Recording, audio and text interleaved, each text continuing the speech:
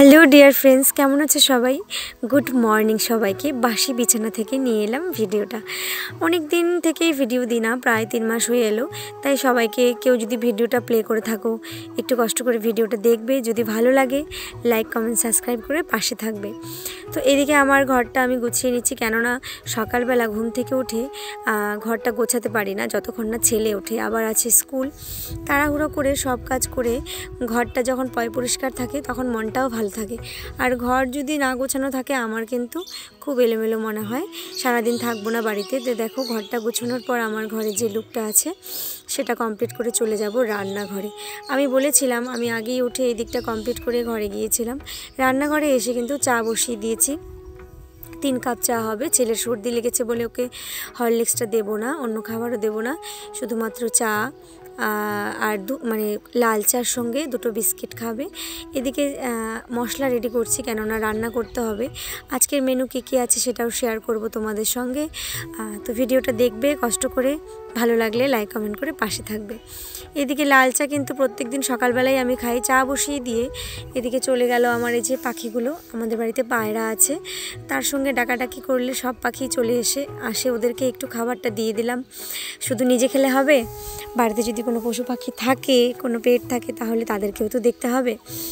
কি রান্না হবে সেটাই শেয়ার করব তোমাদের সঙ্গে। রান্নাটা হয়তো আমি সব দেখাতে পারবো না, কেননা এত ব্যস্ত সকালবেলা থাকি আমি জানি সবার বাড়িতেই সবাই ব্যস্ত থাকে এই সকালটা, প্রত্যেক মায়েরা ব্যস্ত থাকে।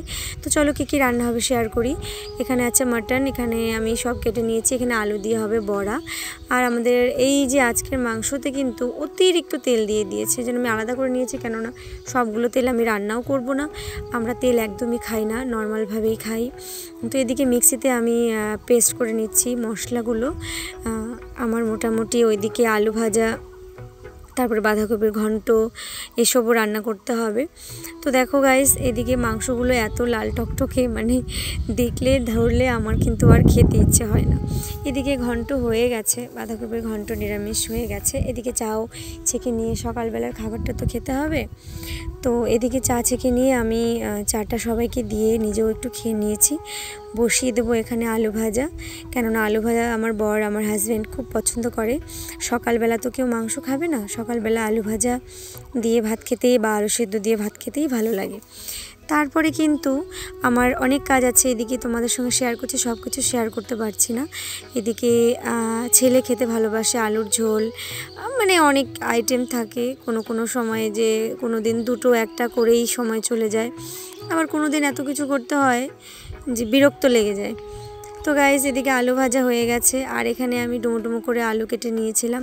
সকালবেলা কেউ আমরা মাংস খাবও না, রান্নাটা করে রাখবো। তো এখানে আলুর ঝোল করেছি, শুধু আলু দিয়ে তরকারি। মাটন হবে দুপুরবেলা, রাত্রিবেলা। সকালবেলা আমার খেতে ভালো লাগে না। ওই দিকটাতে সব কমপ্লিট করে চলে স্নান টান করে আমি কিন্তু রেডি হব, যেতে হবে স্কুল। তো ভিডিওটা আর লং করব না, অনেকটাই লং হয়ে গেছে। বেরিয়েও গেছি আমি, আমার বর যাবে ডিউটি, আমরা যাব স্কুলে, ছেলেও যাবে আমার সঙ্গে স্কুলে। ওর স্কুল আর আমার স্কুল দুটোই আলাদা। ভিডিওটা এইটুকুই ছিল, দেখা হবে নেক্সট ভিডিওতে। ততক্ষণ সবাই ভালো থেকো।